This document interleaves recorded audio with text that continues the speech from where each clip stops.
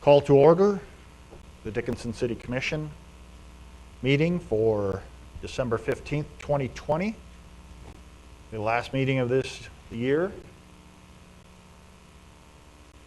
unless we have to call a special meeting for budget. Hope not. So, first item up is the roll call. Let the record show that all commissioners are present. Next item is the order of business. Mr. Winningham, are there any changes to the order of business? Yes, Mr. President, there's one change, and that'll be listed under item 3 for administration, and we'll call that item D, which is a transfer of ownership for a liquor licensee. Okay, thank you, Mr. Winningham. Any questions for the city administrator on the change to the order of business?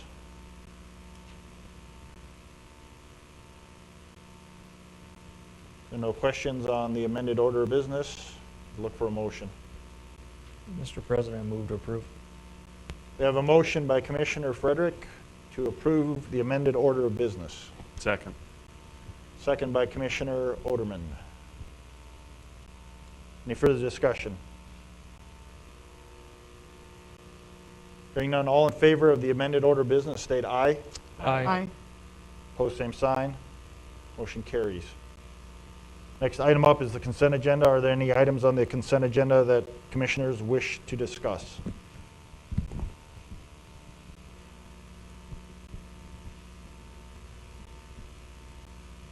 Being no discussion on the consent agenda, I'd look for a motion. I'll move to approve. We have a motion to approve by Commissioner Walla, I'll second. second by Commissioner Soboluk. Any further discussion on the consent agenda? Not, we'll vote. Ms. Walla, Aye. Mr. Soboluk, Aye. Mr. Frederick, Aye. Mr. Oderman. Aye. Chair votes aye. Motion carries. This evening we have multiple public hearings starting at 5, but we'll jump right into our regular agenda. And the first item up this evening is the fee schedule. That'll be handled by City Accountant Maury. Welcome. Thank you, President Decker and Commissioners. So what I'll be doing is running through the fee schedule changes that you received in your packet. And if you have any questions at any point, please stop me and I can do my best to answer them or defer you to someone who hopefully can. Basically, just going down the list, we'll start with the chipping fee that we're adding for our animal shelter. This is a new fee that we'll add in 2021. I know we did discuss this during the 2021 budget, but what we're doing is we're adding a $10 fee for chipping at the animal shelter. And as far as the dog and cat license right below that, you can see that it used to be $10 for the lifetime of that pet. Starting in 2021, we will do a $25 fee every 2 years to license those animals. And for any animal that was licensed for their lifetime before January 1st, 2021, they don't need to come back every 2 years. This is just if you're starting this process after January 1st, 2021. Moving to the next fees below that, these were presented to you on November 3rd by Director Zuroff. These are the Dakota Prairie Refining base rates and the Dickinson Rail Terminal base rate. And you can see, again, these were presented on November 3rd, that we just increased our EDUs on Dakota Prairie Refining and added Dickinson Rail Terminal to the fee schedule. The same goes for the rate just below that, the water usage rate. This was presented on December 1st. So we just wanted to add that on here as well to show that it's a change to the fee schedule. Below that, we have some changes to our PD records fees.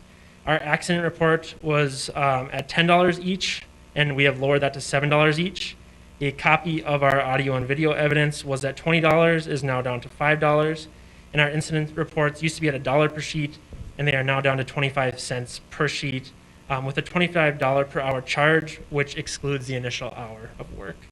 And I know that's something that Attorney Wenko spent a lot of time on, so I would defer any questions on those to her. Below that, we have the floodplain development and permit application. In the 2020 fee schedule, this was labeled as the city floodplain permit, and all we're doing on this is changing the wording from city floodplain permit into floodplain development permit application.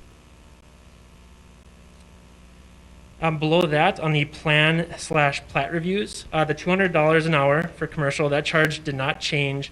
But below that, we are adding a re-review fee of $100, which will be new in 2021. We are adding a stormwater management plan review, which will be $200 an hour for commercial, and a $100 re-review fee, which is also new in 2021. And then we have a new right-of-way encroachment permit, which will be $100 for short-term, $1,000 for long-term, which are both new in 2021. And the intent is for long-term to be anything that would be permanent, short-term would be anything that is not permanent. And then the final fees that we have on the schedule are the new fire hydrant inspection fees for private off hours. It's $150 per hydrant, and the hydrant repair services for off hours will be billed at the utility personnel's hourly rate, and will also bill the costs of the repair materials plus 25%. So with that, I'll do my best to answer any questions, and city staff recommends approval. You probably can't answer this, Mr. Moore. What is the right-of-way encroach permit? I don't remember ever hearing about this. I would defer to Ms. Marsh on that. So that permit came about with the Ballard project. City is the person or the entity in charge of any encroachments into the right-of-way, so we are supposed to be permitting those. Some of those, as you know, have been there for many years and are things like concrete stairs, you know, buildings that come right up to the right-of-way line. So those would be considered permanent. And things like maybe the panels that get used for beer gardens or temporary eating establishments or stores, anything that would be removed maybe at the end of the year or something that would be considered non-permanent would fall in there. Those items have all been grandfathered in at this point, but moving forward, it is something that the DOT puts over onto the city that we're supposed to maintain permits for any encroachments into the right-of-way. So is it just on DOT roads, or? I think we could use them anywhere, but that is why the permit was created initially.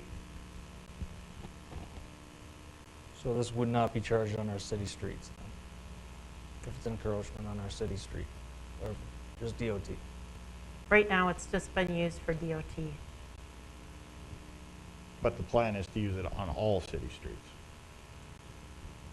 Honestly, we didn't get into that for much discussion. We just are required to use them on the state and DOT roads, so that's where the permit came from.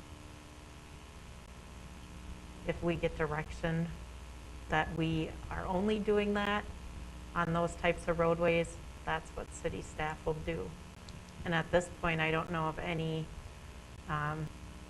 concerns that we have of anything encroaching into the right-of-way in this manner. Does this fix the issue with AT&T? This is part of the issue with AT&T. They've been granted an encroachment permit as part of this process because the structure that was added on the building does technically encroach into the right-of-way, even though it's at a 72-foot height.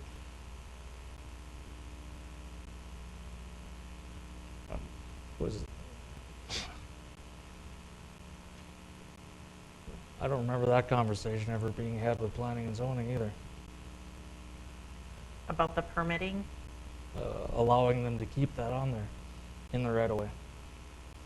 I don't For think the- that was the direction that planning and zoning was okay with, if I recall. it doesn't allow them that. It only, as part of that process with AT&T, they needed to obtain an encroachment permit to move forward with their variance requests, or however that moved forward. So the other issues are noted in the encroachment permit, the other code items that that antenna does not meet are So- noted in the encroachment permit. It's just because it's an existing structure that is extending into the right-of-way, it needs to have a permit. So, I know this is getting off topic, but, so we're gonna charge them $1,000 so they can go to the Board of Adjustment, and if they get denied there, do we give them their money back then, or? For AT&T, this is after AT&T. These fees wouldn't take effect until 2021. And they're already granted this encroachment permit, so we wouldn't be charging them those fees. And who gave them the encroachment permit? I did. All right. Well, it's a different discussion. We'll just go on. Commissioner Frederick, President Decker, I think it is a different discussion, but just to clear that up, that's still something that needs to come back to P&Z for approval. I mean, that's with regard to the AT&T situation. But I think City Administrator Winningham may have a suggestion with regard to some additional clarification on the language, if that may help. And so, Ms. Marshak, you can comment because you have the depth as far as the staffing would be concerned, but we can move forward with this fee schedule approval if we're able to just put in there that the right-of-way encroachment permit is limited to DOT roadways. Does that make sense? Sure. That would be And that would be fine my if that's our recommendation. direction. We would just add that language into the fee schedule so that at least we wouldn't slow the fee scheduling down. And then that's probably another discussion if we need more depth as far as staffing. Does that make sense? That would be my recommendation, that we add DOT roads only on that permit fee schedule. I guess my only concern is we get this fee schedule the last meeting of the year. And we have no discussion prior to this of what was going to be these fee adjustments besides from Public Works on some of their items. The stormwater management plan, this is the first I've heard of it. The fire hydrant inspection fees. I guess I would like to see this before this meeting, so there's actual discussion on some of these items. Because right now, I'm looking at it, and I'm just ready to, the bottom four, I'm just ready to say no.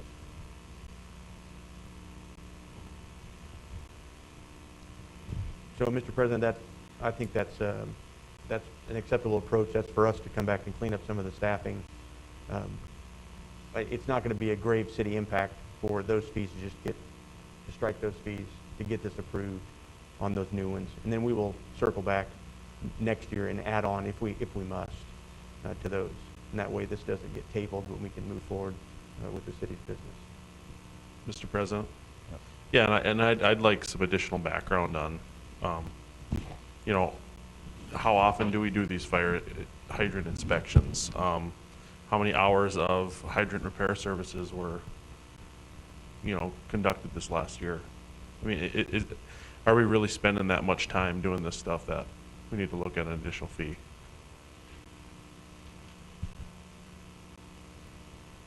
I think it's important for us to have that background information for us to make responsible decisions here, so.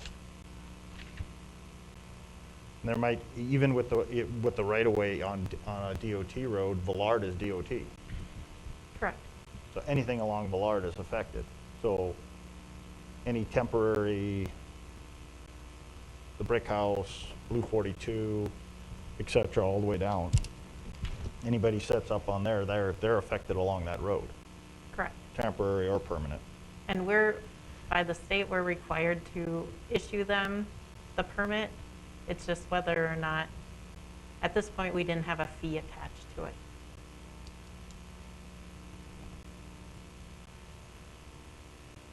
Well, I think that's something we need to discuss too, is what's the actual fee? Well, and I think there's a philosophical discussion that could be taking place there too. Does every permit have to have a fee assigned to it, attached to it? Or as a city, can we grant permits in order to just free up the opportunity in the marketplace to be able to conduct business? Does there And if have we to have be to a? charge something, we charge $1. But yeah, I mean, if we have to, Yeah. yeah. And what do other communities charge for their right-of-way encroachment permits? Honestly, I don't know. It's kind of varied, the few that I looked at. So the dollar amounts here kind of follow what other permitting, other fees are within the city. We sure could go forward without charging fees. We do that for a lot of the residential or personal type things, but we do typically have fees associated with anything that's like in a commercial nature. And I can only speak for myself here, but I guess my viewpoint would be our job as a city is to make sure that people can conduct business in the city, not necessarily, hey, is this a way that the city can make money? Can we bring some revenue in here? And I guess I'm only one voice on this commission, but that would be my viewpoint is what do we want to be seen as a city? Somebody that's a place that's open for business, or that we're trying to generate revenue every time we see an opportunity to generate revenue? President Decker? Mr. I would like to bring up a good discussion, Commissioner Oderman. One of the things on the hydrant inspection, for example, that is for private only. So we get asked in the utility department, for working on private hydrants. Well, that's not really our responsibility. Private hydrants aren't. But if we don't have something in the fee schedule, we can't charge them anything for helping with that hydrant. Sure, That yeah. was the idea there. Yeah, and that's valuable background that I think is important, and helps generate good decision making when we have that background. Like, Yeah. I didn't know private hydrants existed. Like, at least from the standpoint of something that's similar to what the city deals with. Right. And I didn't know that we were as a city servicing those private hydrants. So that's good information to have, because I'm sure that there's a lot of people that aren't aware of that.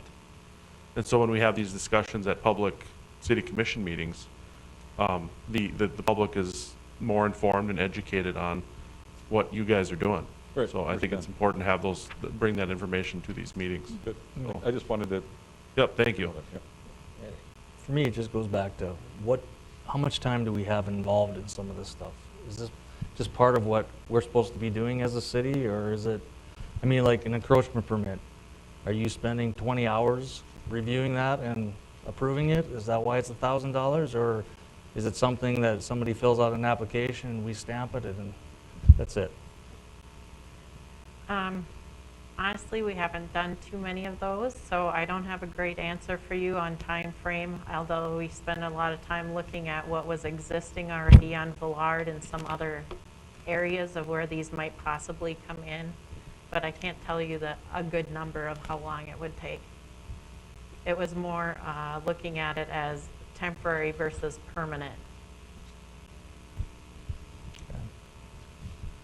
Again, I would rather approve the above and the last four amend it or strike those from this. And when we have further discussion, we can always add them in during the year. Yeah, agreed. And Mr. President and Commission, I think it's really good discussion to open that up. I think philosophically, getting your words back to us in the public forum helps us to understand our direction.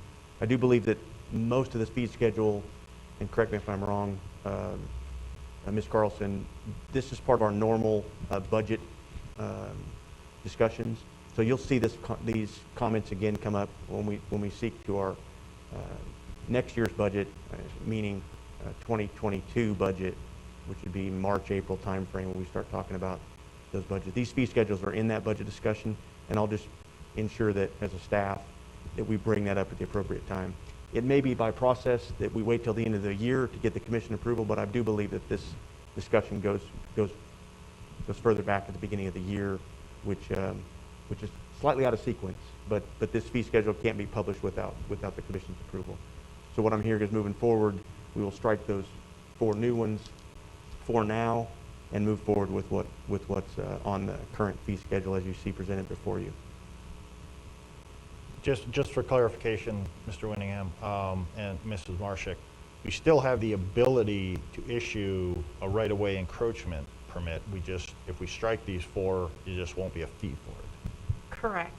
And these probably would have came to you, this one in particular, probably would have come to you sooner in the year, in a typical year, as something new that would have been added to the fee schedule.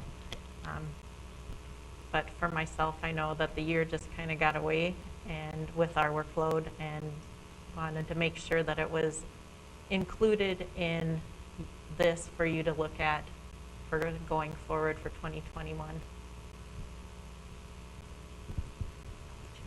So we're looking at this fee schedule, it would be amended to strike the bottom four. Any further discussion?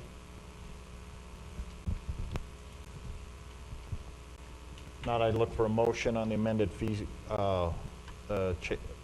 changes to the 2021 fee schedule with the amendments. I'd make that motion. We have a motion to approve with 4 items struck by Commissioner Oderman, Second. second by Commissioner Frederick. Any further discussion? Hearing none, we'll go ahead and vote. Mr. Oderman, Aye. Mr. Frederick, Aye. Ms. Walla, Aye. Mrs. Stobeluk. Aye. Chair votes aye. Motion carries. Thank you. Mr. Maury, you have our monthly financial report. Yes, thank you, President Decker and Commissioners. We will start off with our treasurer's report. So at the last financial report, we were at about 63.7 million in our net working cash. And you can see we bumped up to about 65.3, and for the most part, I think we've been pretty consistent in that $60 to $65 million range in our net working cash. We don't have any changes in our investments as of November 30th compared to the last financial report on October 31st. And then moving on to our 1% sales tax. And then just as a reminder to our public, to the public, when we collect these revenues from the state treasurer's office, it's on a 2-month lag. So any revenue we would get in November would have been earned in September. It's just that these graphs here show when we actually received the money. So starting off, you can see the red line is for 2020. The blue line is for 2019. At November, in our 1% sales tax compared to November of 2019, we're down about 128,000, which is about a 21% decrease. Overall, through the first 11 months, we're down about 372,000 in our 1% sales tax, which is about a 6.4% decrease. In the beginning of the summer, when the League of Cities had us redo our revenue projections and we did our reforecast, they told us to go down about 25% total. So we're actually doing better than we had projected in the reforecast. Right now, it's looking, we finished 2019 with 6.2 million in the 1% sales tax. If we get the same amount in December, we would finish with 5.9 million. This slide here is, again, to show the public that we do collect our sales tax in a 1% sales tax fund and also in the 0.5% sales tax fund. So it should be exactly half of the previous slide.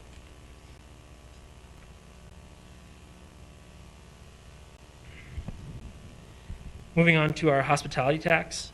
So again, in the red line, you can see in November of 2020, we're down about 23,000 compared to November of 2019. So that's about a 23% decrease as well. Through the first 11 months, we're down 103,000 total, which is about an 11% decrease. And we actually reforecasted this number to be about 650,000. Right now, if we collect the same amount, we're going to finish about 900,000. So we are doing better than what we had reforecasted.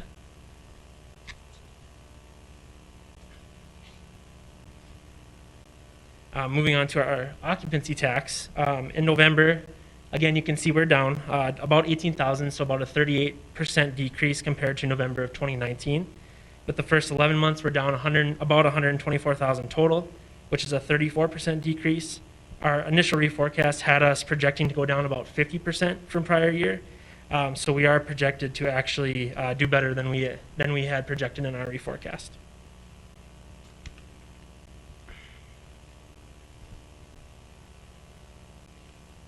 And the same goes for oil impact. You can see as well, November 2020 is down about 255,000 compared to November of 2019.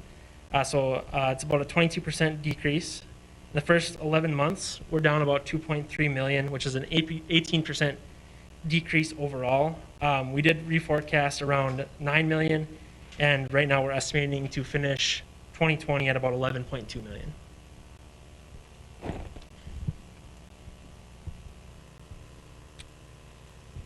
And then moving on to our general fund expenses and revenues. So the graph on the left is our general fund expenses, the red being what we have actually expended to this point. Our benchmark through 11 months would be 91.7%. And so we are actually at 79.86% in the general fund. So still under budget and under our benchmark where we need to be in expenses. In general fund revenue, we have collected 100% of what we budgeted. And I just want to clarify for the commission too, we have had some grants and different reimbursements that we didn't budget come into the general fund. So that's part of the reason why we're 100% collected at this point. But we did collect 100% of what we have budgeted.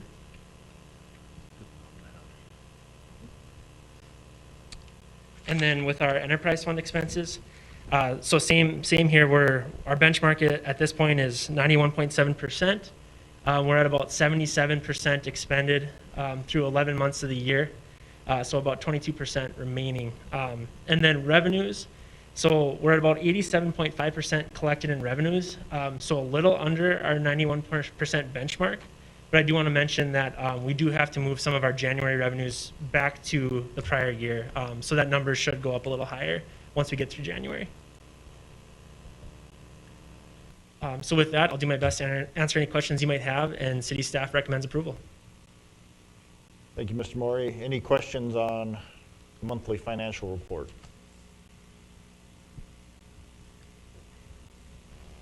There are no questions or comments. I'd look for a motion on the monthly financial report. I'll move to approve. We have a motion to approve by Commissioner Walla, Second. second by Commissioner Frederick. Any further discussion? Hearing none, we'll vote. Ms. Walla, Aye. Mr. Frederick, Aye. Mrs. Sobeluk, Aye. Mr. Oderman. Aye. Chair votes aye, motion carries. Thank you. Thank you. Mrs. Carlson, we have a thank you note from the Regent Co-op. Thank you, President Decker and Commissioners. We received a thank you note from the Regent Co-op Store Board and staff, and this is through the Southwest Grant and the committee, and provided them money for buying new coolers for their store. So they were just saying thank you for that.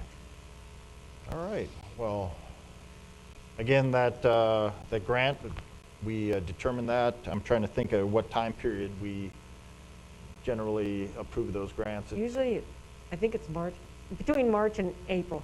Okay, so Around there. that, putting some of those sales tax dollars back out into the region, so. And I know it's greatly appreciated by those small communities. And that'd be all for my information. All right, thank you. Well, the first item up, we'll have to move to our 5 o'clock timetable. And we have at 5 o'clock here, the first item up is a public hearing on a utility easement vacation at Glacier Park. And Assistant City Engineer Marshik, that will be yours. It is. President Decker, Commissioners, before you is a petition for vacation, which has been signed by all parties. There's also a plat of Glacier Park that notates the location of the vacation request.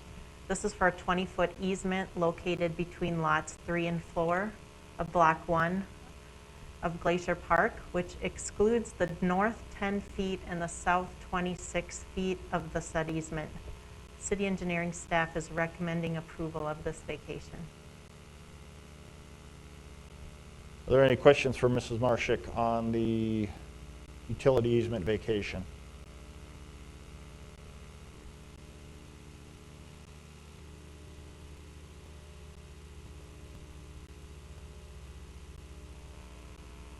There are no questions. I will open up the public hearing on the utility easement vacation. If you have any questions and you're in the general audience, please come to the podium, state your name. If you have any concerns over this utility easement. Also, if you have a concern and you're not present, you can call in 456-7006. The conference is currently empty. You will hear silence or music on hold when connected. Again, if you have any concerns, questions on the public utility easement vacation, please come forward, state your name, and this is for Glacier Park. Or you may call into 701-456-7006.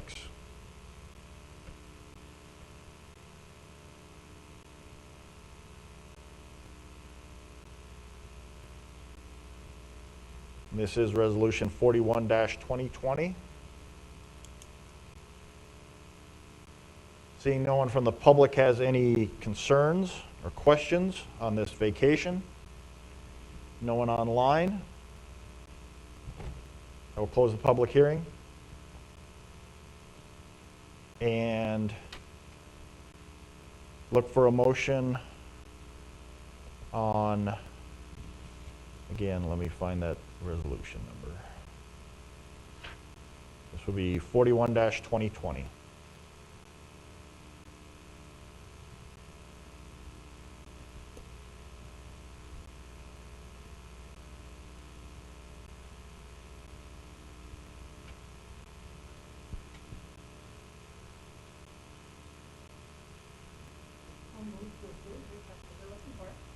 I was. Commissioner Sobeluk motions to approve 41-2020. Second. Second by Commissioner Oderman. Any further questions, comments? Go ahead and vote on 41-2020. Mr. Sobeluk? Aye. Mr. Oderman? Aye. Mr. Frederick? Aye. Ms. Walla? Aye. Chair votes aye. Motion carries. Thank you. We do have a presentation, but before that presentation, I have some important work to do. As Mr. Winningham's family has been waiting patiently, and it is time to swear in our new city administrator.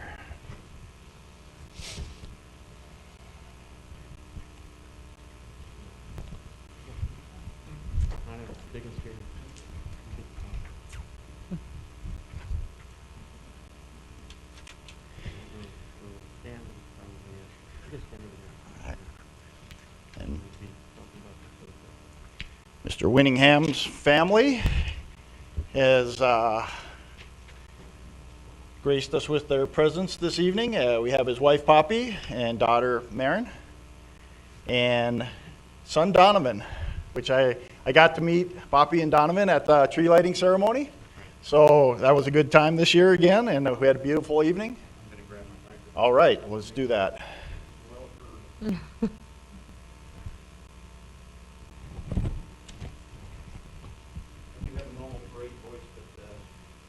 I do too, but we have to. Want to test that? No. Perfect. Perfect. Perfect. Okay. We ready, Mr. Winningham? Yes. Raise your right hand. I state your name. I, Brian Winningham, Do solemnly swear do solemnly swear that I will support and defend the Constitution that I will support and defend the Constitution of the United States and the Constitution of the State of North Dakota, of the United States and the Constitution of the State of North Dakota, and that I will faithfully discharge the duties and that I will faithfully discharge the duties of the position of City Administrator of the position of City Administrator in the City of Dickinson, in the City of Dickinson, Stark County, North Dakota, Stark County, North Dakota, according to the best of my ability, so help me God. according to the best of my abilities, so help me God. Welcome aboard. Thanks, sir. Thank you.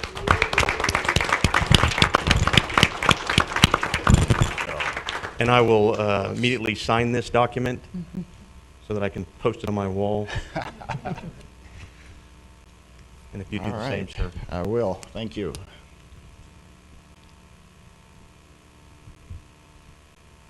There you go, sir.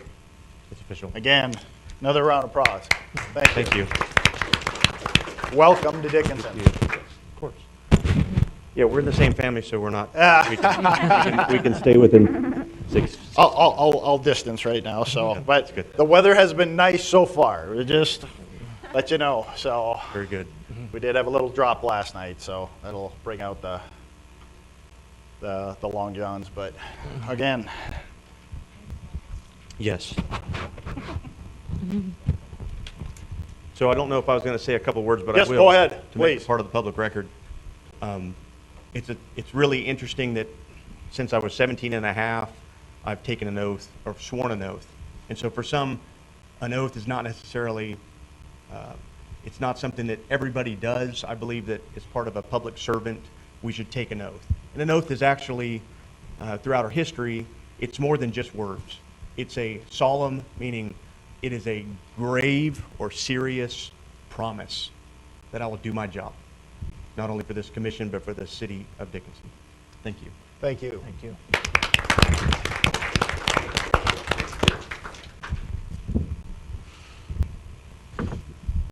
We have a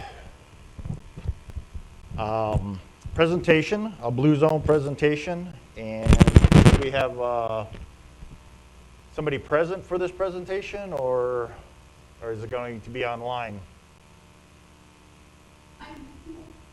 Are you there, Jana? I'm online. Okay. This is a Blue Zone presentation by Jana Pastor.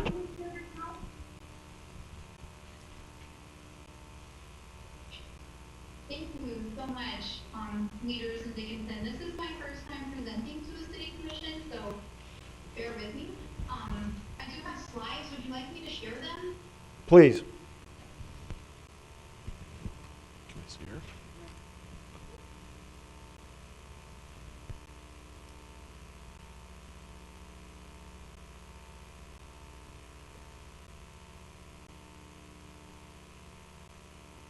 Hopefully you're able to see that.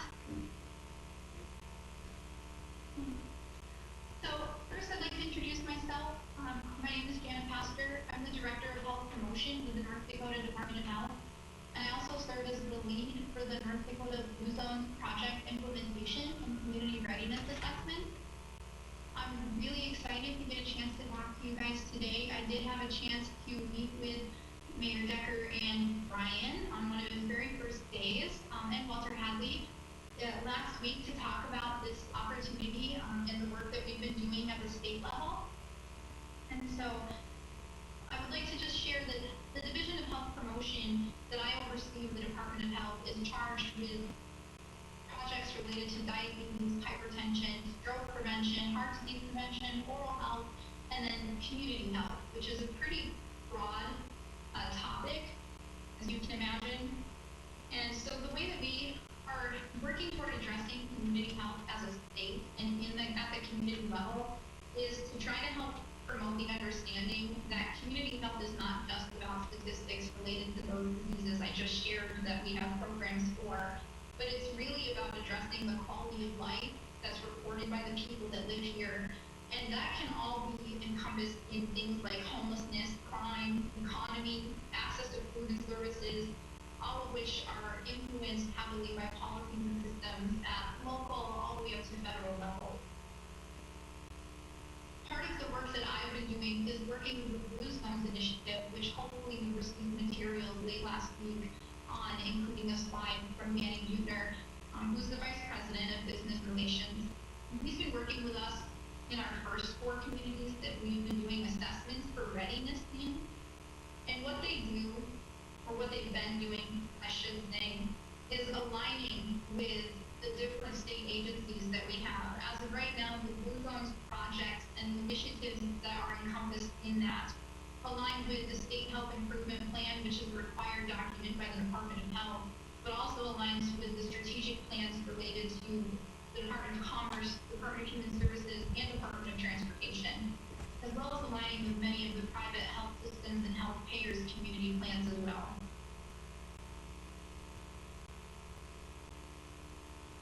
So the reason that we've been working through this is so that we can make those connections, like I said, and to really drive forward the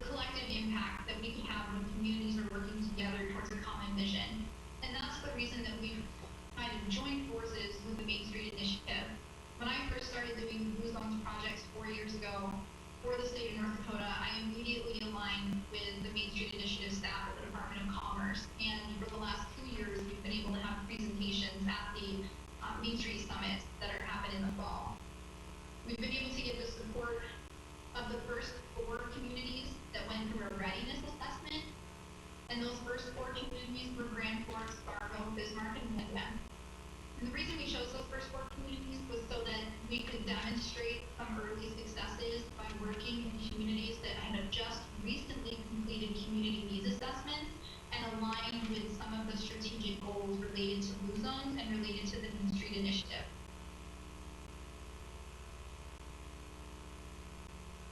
And just a little background about Blue Zones. I don't want to spend a lot of time on that just because some of me, I could talk hours and hours about it.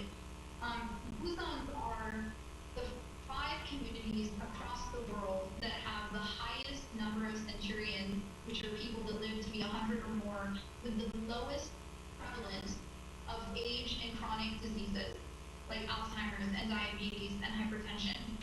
Those are individuals that are not just living to be 100 or more, but they are thriving. They are working and productive individuals for their entire lives. And so the founder of Blue Zones was sent by National Geographic and the National Institutes of Health to study those first 5 communities. And what they came out with at the end of that study was 9 common factors that all of them had. And one of the most important things is that none of these were affluent communities. They are 4 of the 5 original ones, median income is at or below the poverty level. So only one of them actually lives in a community that has a median income above the poverty level. So we're not talking about access, we're not talking about money, we're talking about environment and culture that is conducive to making health easy. But it's not just health in a physical sense, it's the mental health and well-being of individuals, it's their sense of connected to the places that they live, their sense of purpose to the people around them and the place that they live. And really, the things that I heard people talking about over the last several years was what makes a community somewhere that people want to live or move to or stay in. And I myself am not from North Dakota. I like to let people know that up front so they know that I'm actually from New Hampshire. I moved to North Dakota 10 years ago, and I have found things that I love in the community that I live in. And those are the types of things that have allowed me to convince what I call the family relocation program, getting my siblings and other members of my family to also move from the East Coast out to the Midwest, to a state that honestly I don't think any of us have ever put on our bucket list to visit, let alone move to. And it's now our home. So what we're looking for, and the reason that I was asked to speak to you all today, was because Dickinson has been identified as a primary candidate for round 2 of readiness assessments. Those first 4 assessments that were completed were done this past summer and into September, and all 4 of those communities have indicated a desire to move forward with the proposals that they received. All 4 of them have also used the reports and the proposals to leverage grant applications for funding from the CDC, HRSA, and other federal and foundation agencies for projects that are priorities in those communities. Probably a unique situation is I'm not coming here asking for any money to do this project. I actually pay for all of the community assessments to be completed. I manage the Blue Zones contract with the funding that I receive, and then I do provide a small amount of funding to the local public health units in the communities that need funding in order for them to participate, because we do believe that we need to have public health present, and due to the way their budgets are set up, occasionally they do need some additional funding to pay their staff time to participate in these types of projects. So we do provide a grant from the Department of Health to the public health units in these communities. But what we're really hoping to achieve today is to get support from all of you. I don't know if that looks like a vote. I will have to ask that at the end of this, to move forward with Dickinson participating in the readiness assessment.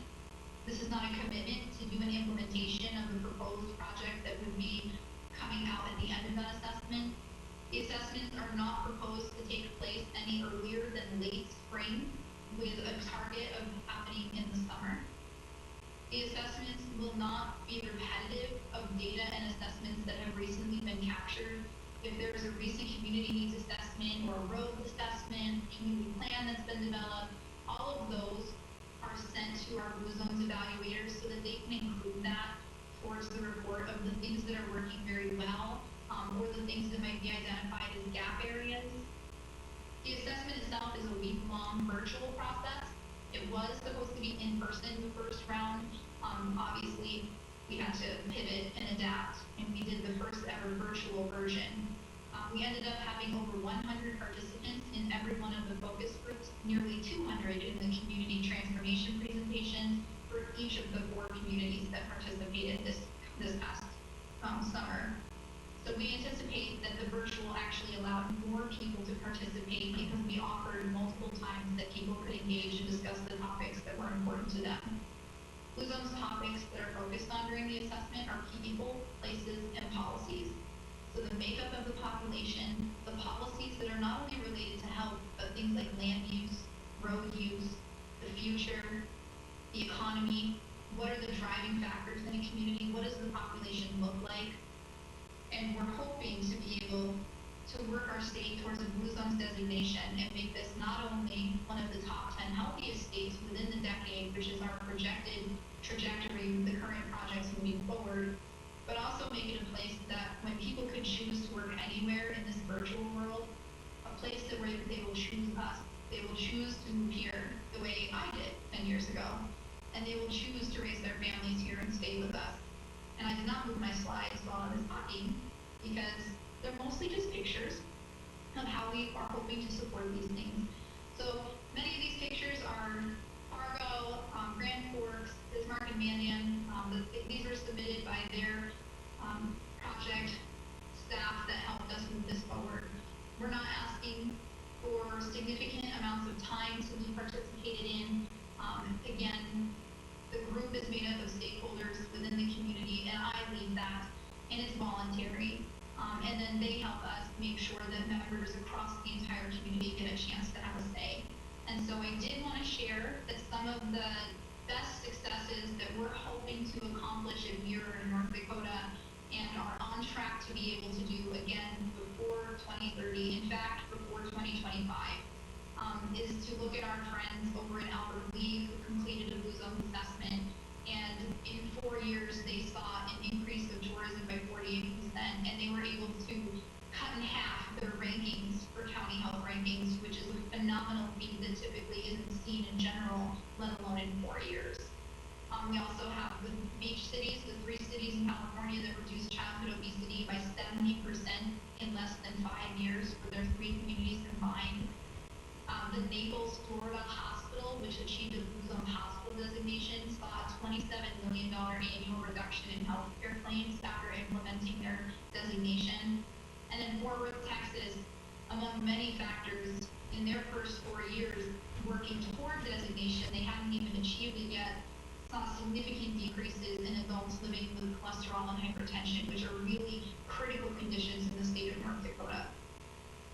Those healthcare dollars that are saved translate into ways that the health systems and the health payers are able to invest in the community, invest in value-based health, which looks like sidewalks, lights that are safe to walk around your community, recreational areas, a sense of connectedness and purpose for people by creating areas and opportunities for people to engage with each other, especially in our Western communities that experience so many transplant people that are coming in and often feel disconnected from the place that they live and don't stay very long unless they find that reason to, and that's what we're hoping for. So my request to you today is to get the okay for us to include Dickinson in an announcement that will go out before the end of the year, which I realize is 2 weeks from now, that Dickinson, Williston, Minot, and Jamestown will be moving forward as our year 2 readiness assessment communities. Again, not asking for any funding. I am just asking for support of our elected leaders in Dickinson, that they agree that this is an opportunity that Dickinson can't miss out on. Jana, you said that this is the first time you presented to And a... I am here to answer. Jana, you said this is the first time you presented to a city commission? Yes. Two. Yes. So in Fargo, Grand Forks, Bismarck, and Minot, I think you said. How did you go ahead with the assessment without the city commission?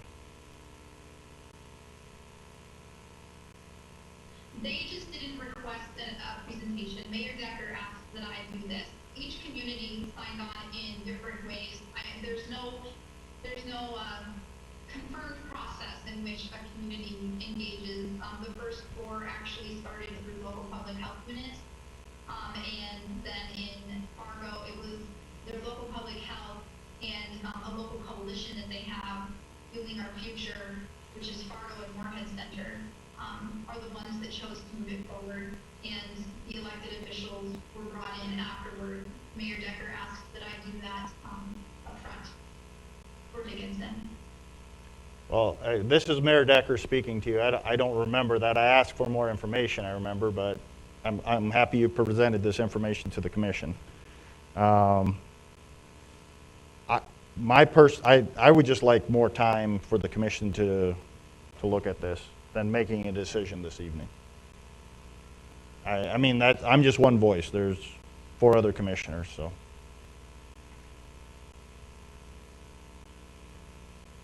I think a lot of these programs sound like excellent fits and things that I've heard from citizens in my short time in office of things that they'd like to see in our community. And so I feel like this would be a good way to go about it. But I don't know. I mean, of course, I know what we just heard right now and the little bit of reading I've done. So as if we would choose to go with this program, is there any, I don't know, I'm always worried about strings being attached. Somebody's bringing free money into our community. What kind of, what are we required to do?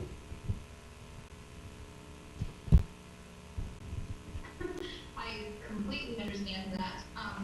So I can absolutely send additional materials, or even arrange conversations with leaders from the first 4 communities that have participated for North Dakota. But the only expectation that we have of anybody in Dickinson is volunteer. I provide funding towards the Blue Zone contract so that they can do these assessments because it is a strategic priority for the state of North Dakota. We have funding that we provide to the local public health units that they can use to pay for their staff time should they choose to participate as one of the stakeholder group leaders, or if they need to pay their staff time to participate in the actual assessment. Otherwise, we're not requesting any reporting that comes from anybody. We're just requesting that people participate and that it is supported, that this assessment happen. At the end of the assessment, every community gets an opportunity to hear the report out and ask questions. They get a chance to go through the proposal and ask questions and make any changes to the report that they might think was overseen during the assessment phase or anything like that. So the report has already been written in stone. There is no requirement to move forward with implementing the proposal. The proposal and the report are turned over to the city stakeholders, the community members, stakeholders, to do with what they wish. They can choose to move forward with implementation of the proposal provided, or they can just use it for grant applications in the future, which some of them have been using the reports they received in their proposals for writing grant applications and foundations and federal grant opportunities. You know, Mr. President, I think this is it'd be a good opportunity to have our community assessed, see where we're at.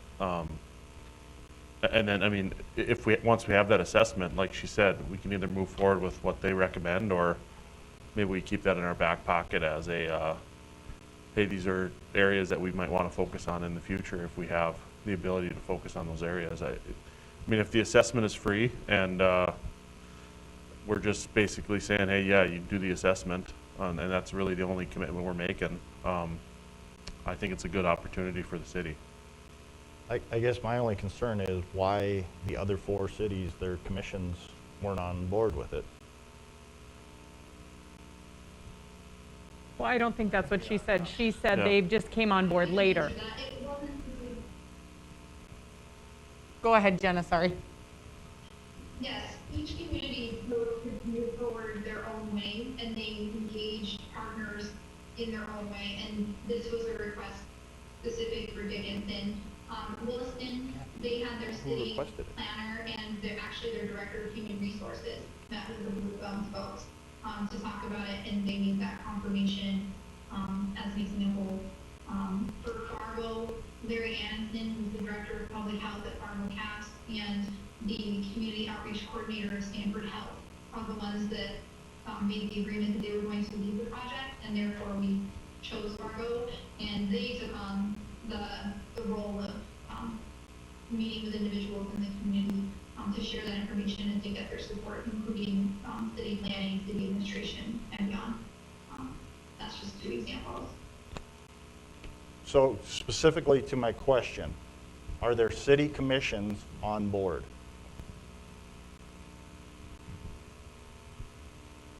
There are city commissioners on board. None of them have made a vote or a movement. That's not something that we've been asked to do in any of the other cities.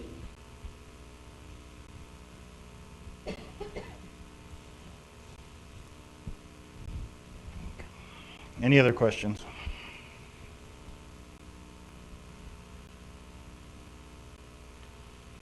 So Jana, would you need our city commission's support here to be able to do this assessment?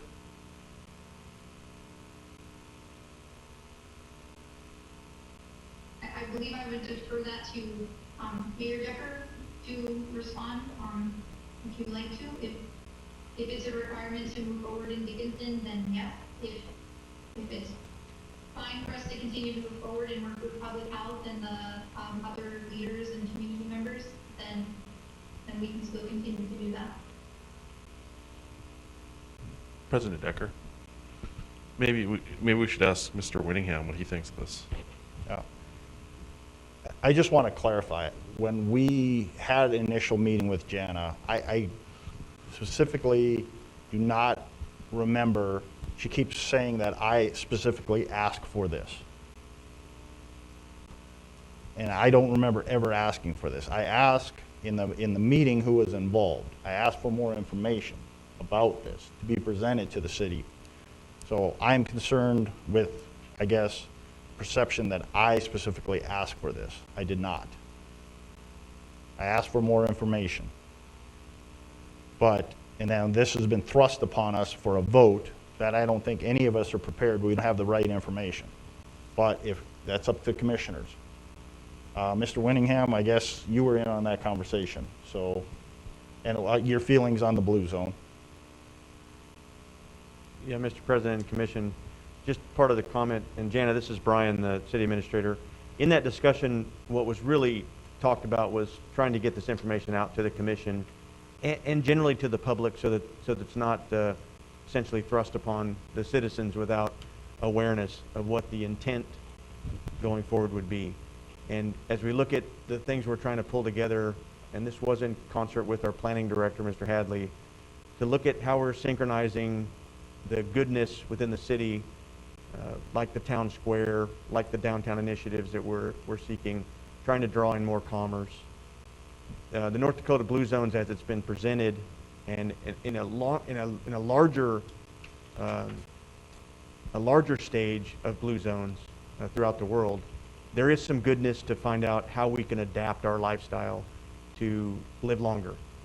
And if you dive into some of the website and some of the ideas of what is your real age, I would like to have a real age that's younger than I am, but I think the proposal, as far as a vote, is probably premature. And Jana, that's part of the process of city government, is to be able to have our information publicly displayed, and then we can circle back and follow up. I don't know if your timeline is prohibitive, that it has to be by the end of the year, or if we can have some time to discuss further as a city government on whether that's something we should vote on, if that makes sense. And that's my comments for this discussion, Mr. President. Thank you, Mr. Winningham.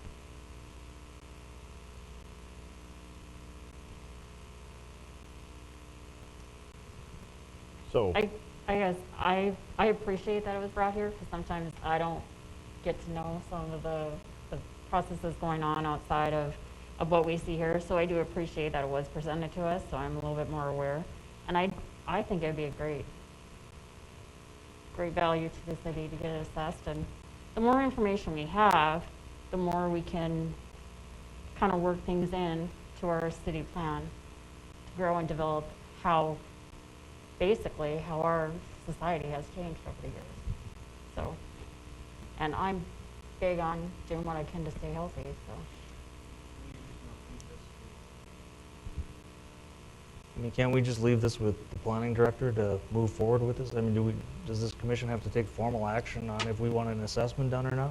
I mean, So, Mr. Vice President, I don't believe that the commission must vote to have a formalized city agreement to have the assessment. I think it was probably my role to think it was prudent to bring it before the commission just for awareness, and maybe it would have been better suited in a work session. So just probably lesson learned for me. And I think that going forward, we could just go forward with the planning director to see if it's synchronized with a, or the city commission granting the authority to the city administrator just to move forward with this initiative, with reports due back to the city commission in a timely manner. I think that would work. I'm with Commissioner Soblock. I tend to be on the cautious side, especially when somebody says it's free. Because there's always, to me, something attached, but as long as there's no mandates that are going to come down from the state all of a sudden saying, okay, this is what this report says. You need X amount of trails and switch over to a plant-based diet. We're in western North Dakota. It's not going to happen. And just I for would- clarification, I asked that question, Yeah. but I'm in support of, I would be Right. in support of this. Okay. So I'm- I think it's it sounds like Yeah. a great program. I think going forward, we should give Mr. Winningham the permission to pursue this with the planning director. And ultimately, if there is a report that we need to act on, it's going to be our decision, the report. So if you're all comfortable with that, we And can. perhaps even other entities within the city that Right. those reports can help. It wouldn't necessarily be in our hands. It might be, in other smaller groups that can make impacts in other ways too. And even, help at the county level. So, Many, many different ways. right. So do we need to make motion for that? I just think, Or can we just make consensus? I think we can have Mr. Winningham move forward with pursuing it. without a motion. Yeah, Mr. President, it seems clear to me that that's the direction. I don't have any Okay. issue moving forward. And for Jana, just on behalf of the city of Dickinson, thank you for taking the time to put this together once again. I know we put you on the spot. In fact, specifically, I think with Mr. Hadley, I think we both asked you to come and give the presentation. And so we do appreciate you taking the time to give us some information. And I will be contacting you after this meeting, this week, and we can go forward with some details. Okay. Thank you. I Yeah. appreciate everybody's time, and I do apologize if I misinterpreted what the request was, but I am very excited and will provide any information requested. Thank you so much. Thank you. Thanks, Jana. We will move into, it's still public hearing, public comments, not on the agenda. We'll move into public comments, not on the agenda. If there are any individuals in the audience that have any comments they wish to bring forward on items not on our agenda, you can come forward, state your name. You can also call us at 456-7006.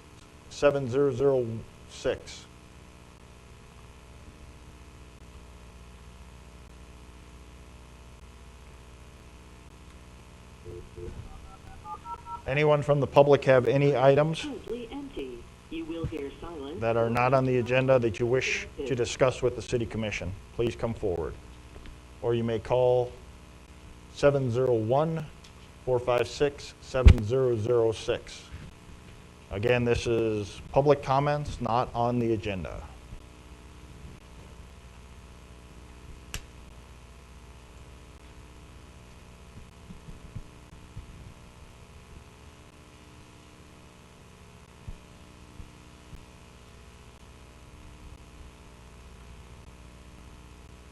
Anyone from the public have anything not on the agenda they wish to discuss?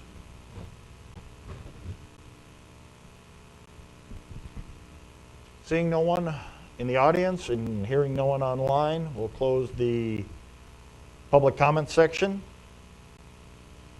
We'll move back into our administration and finance. Item D, Mr. Winningham, we have a license transfer.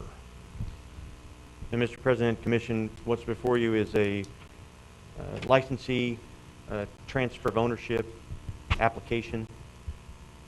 It's for the Players Sports Bar and Grill, LLC.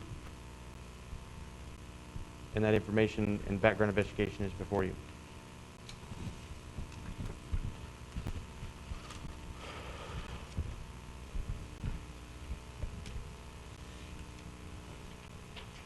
Are there any questions for city staff on this license transfer?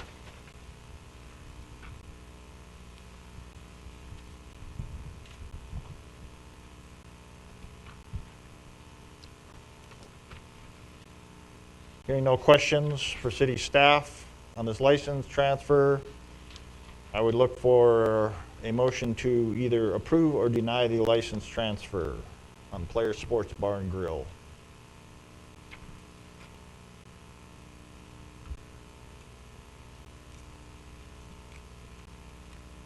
I'll move to approve the license transfer on Players Sports Bar and Grill. We have a motion by Commissioner Sobeluk to approve the transfer. Second. Second by Commissioner Oderman. Any further discussion, questions?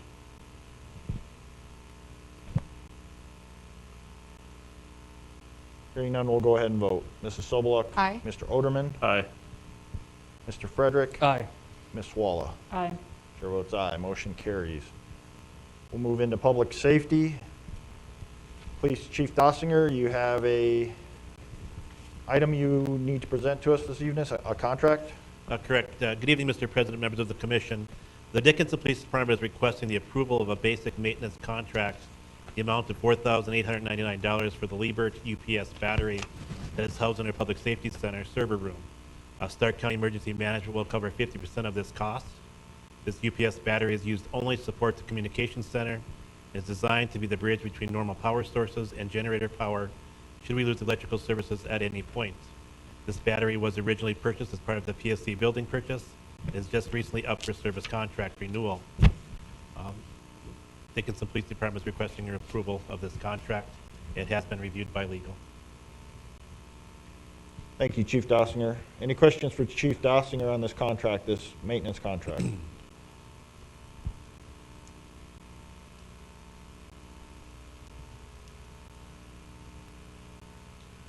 Seeing and hearing no questions, look for a motion on this maintenance contract for the batteries at the PSC. Mr. President, I move to approve. We have a motion to approve by Commissioner Frederick, Second. second by Commissioner Sobeluk. Any further discussion?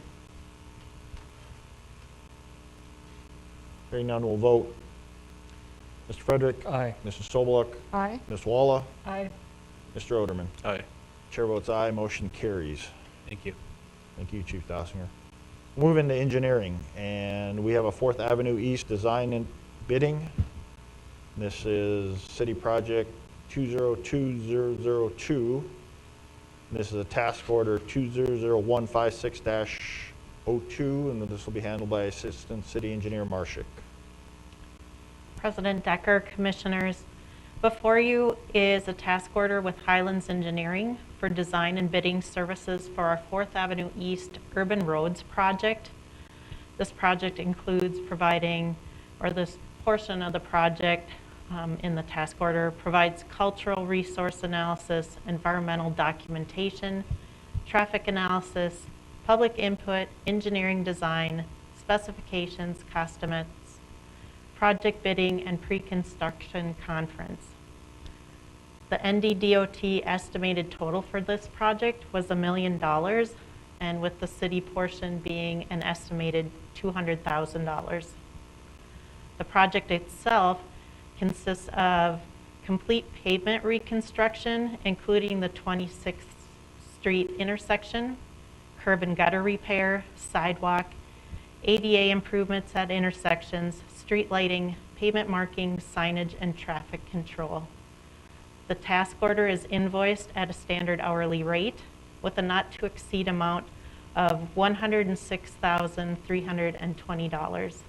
The city engineering staff recommends approval of the task order with Highlands Engineering. Do you have any questions? Thank you, Mrs. Marshak. Any questions for Mrs. Marshak on this task order?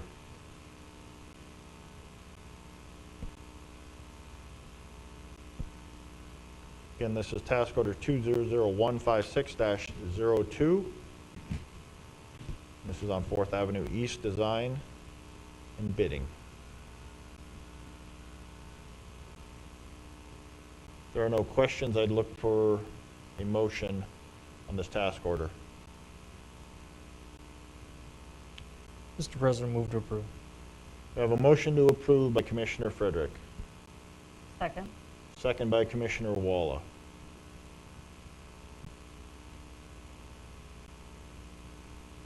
Any further questions, discussion?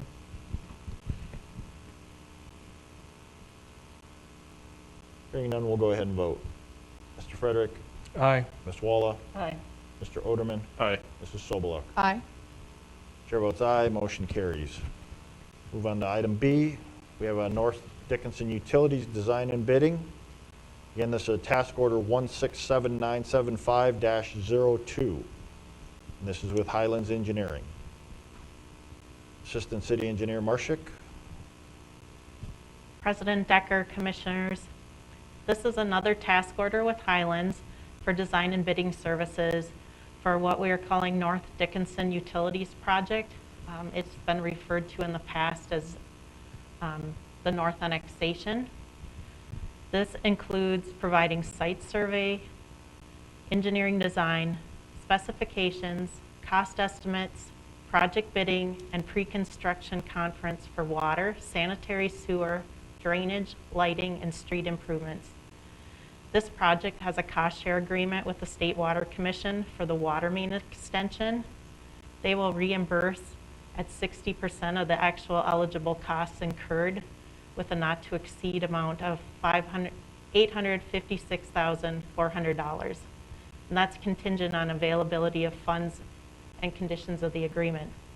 The task order with Highlands is invoiced at a standard hourly rate with a not to exceed amount of $199,610. Engineering staff is recommending approval of the task order. Do you have any questions on this item for me?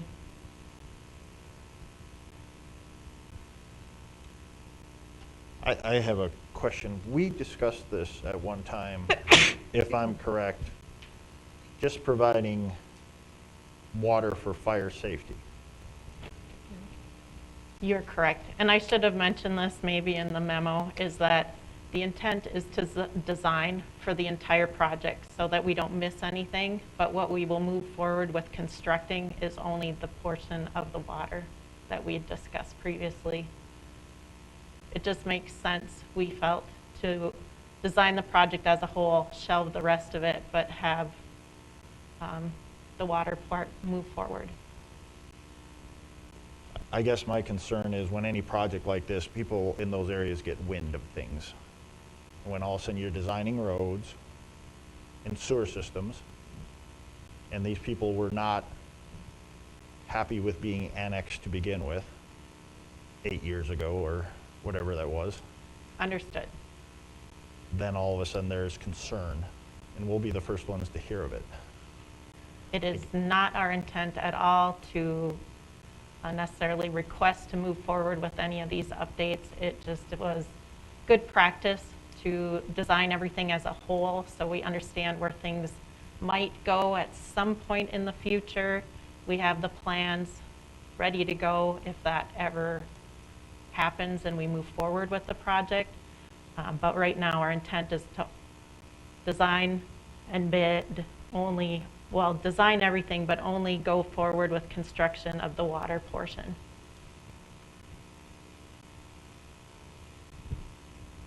Are there any other questions or concerns for city staff, this task order?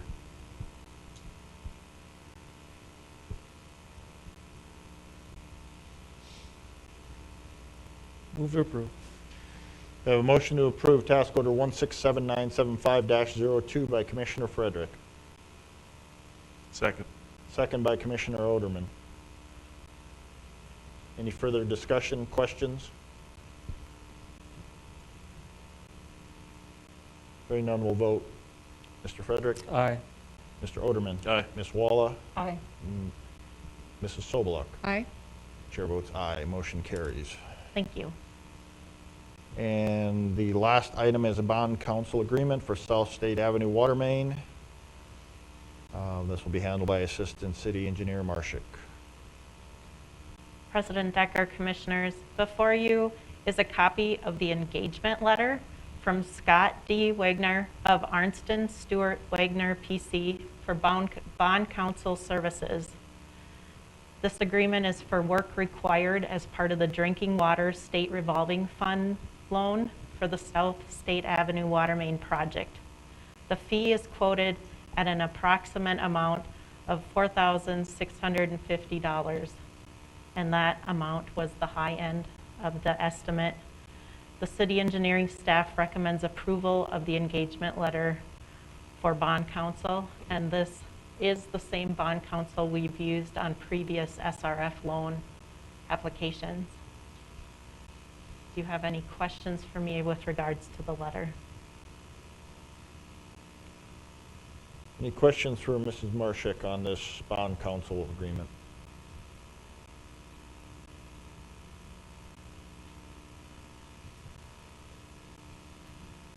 Any no questions? I'd look for a motion on this agreement.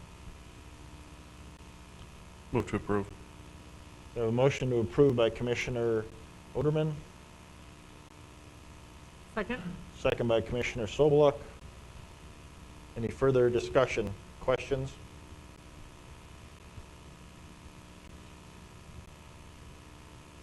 Hearing none, we'll vote. Mr. Oderman? Aye. Mrs. Sobeluk? Aye.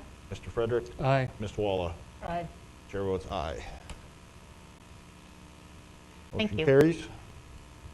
Move on to Public Works. Mr. Zuroff, you have a septage receiving station bid. Yes, thank you, President Decker and Commission. The bids for the septic receiving station were received December 10th at the Public Works office. This is city project number 2018-10. We received 3 bids, with the low bidder being Cordova Construction.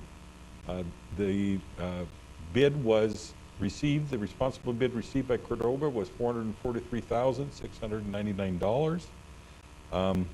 This project was approved in the 2020 capital plan with 50% funding from GPT and 50% from cash on hand. Engineer's estimate for this project was $500,000 to $550,000. City staff and Apex has reviewed the bids and recommend approval to Cordova Construction.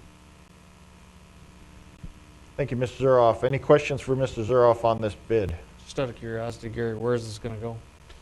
This will go by the west lift station, the one West Business Loop and Highway 10, Okay. the one kind of down in that area. Yeah. We had looked at multiple other places for a number of years, but we feel that'll be one of a good place for it. Mr. Zuroff, any idea, I mean, is it just an advantageous time to put bids out right now that came in so below our estimate, or? I think so. We had that discussion. Scott Snyder with Apex did call Cordova to make sure, they had submitted everything. They felt they were going to stand by their bid and wanted to work at this time.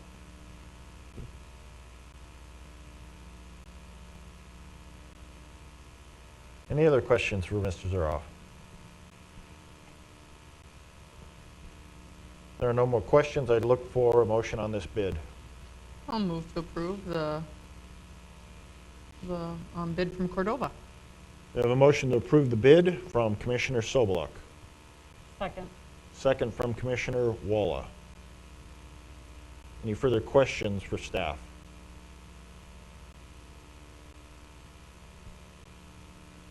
Hearing none, we'll vote. Mrs. Sobeluk, Aye. Ms. Walla, Aye. Mr. Frederick, Aye. Mr. Oderman, Aye. chair votes aye. Motion carries. Mr. Zuroff, you have an Apex Task Order number 3 amendment. Yes, thank you, President Commission. This amendment to Task Order 3 increases the construction services provided by Apex Engineering. The original location and complexity of the septic receiving station project has changed since the original task order was developed. Original scope included a package station with limited utilities and utility construction. Once it was decided that the west lift station area would be the best area, additional sewer lines, water lines were included, and retaining walls, concrete sections were also included as part of the project. Public Works staff recommends approval to Task Order 3, Amendment Number 2. Thank you, Mrs. Zuroff. Any questions on the task order?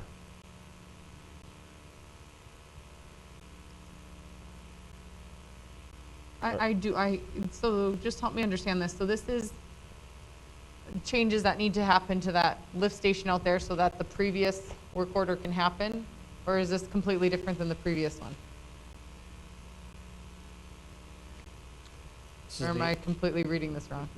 Yeah, this is changes to the engineering part. This is a change to the task order agreement with Apex Engineering.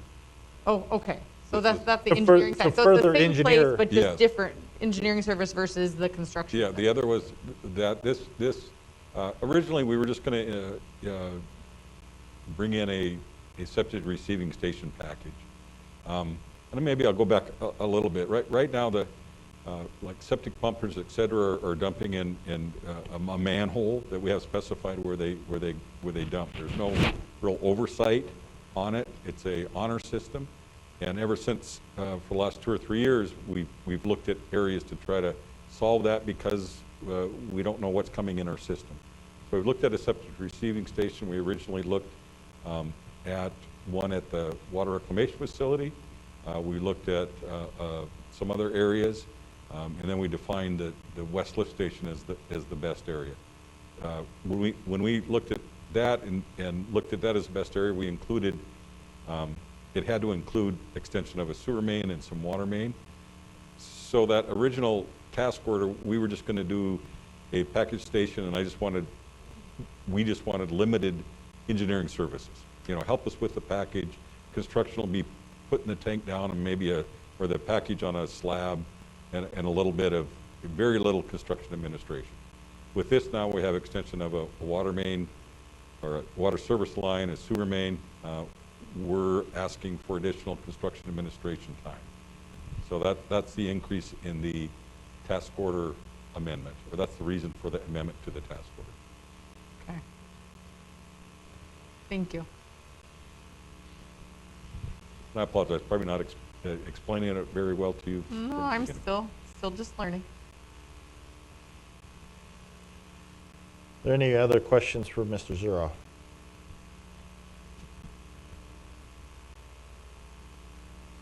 There are no other questions for Mr. Zuroff. I'd look for a motion on this task order with Apex. I'll move to approve. We have a motion to approve by Commissioner Walla, Second. second by Commissioner Oderman. Any further questions, comments?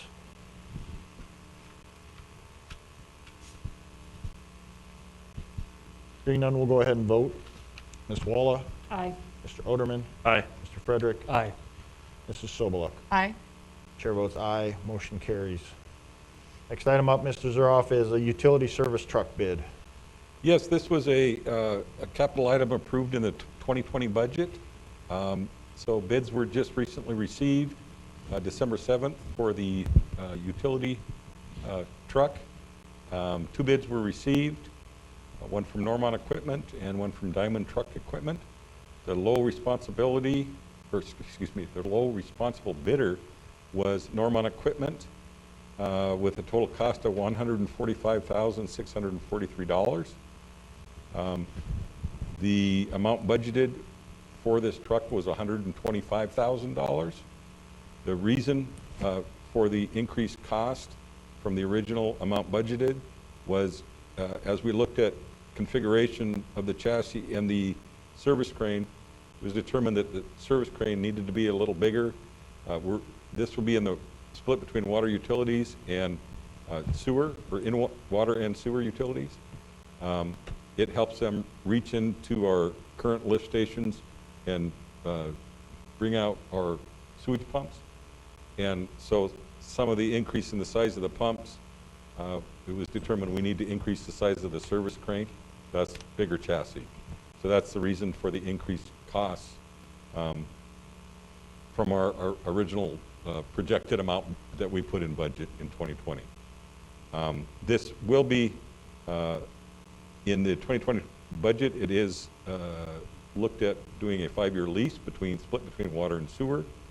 Currently, we have 12.5 between water and sewer. I will probably request to encumber this for 2021, and with that, it'll only be a couple $1,000 increase to each fund annually with this increase if we accept the bid for the $145,643. Any questions for Mrs. Zuroff?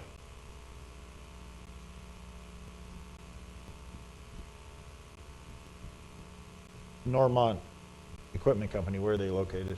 Out of Great Falls, Montana. And service-wise, is this something that can be serviced, this truck can be serviced by our fleet? Yes, yep. It's a package deal, so it can be serviced, yes. And the what kind of warranty comes with this?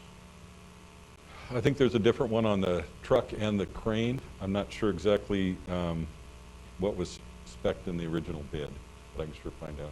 So Normont out of Great Falls is willing to warranty any of this? Yes, yeah, it meets all our specifications. Any other questions for Mrs. Zuroff? Hearing no questions, I'd look for a motion on the utility truck. I'll move to approve. We have a motion to approve by Commissioner Sobeluk, Second. second by Commissioner Frederick. Any further questions, comments?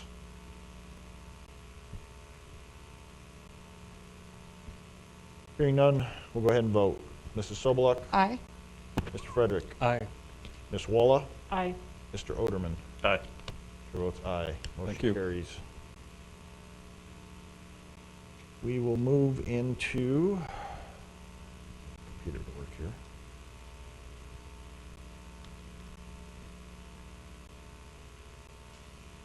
Utility truck, code enforcement, plannings. Move into item 10, unless I missed something here.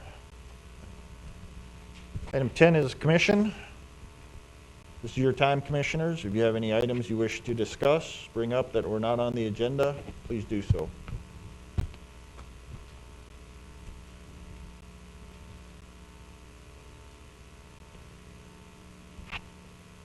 Hearing nothing from the commission members.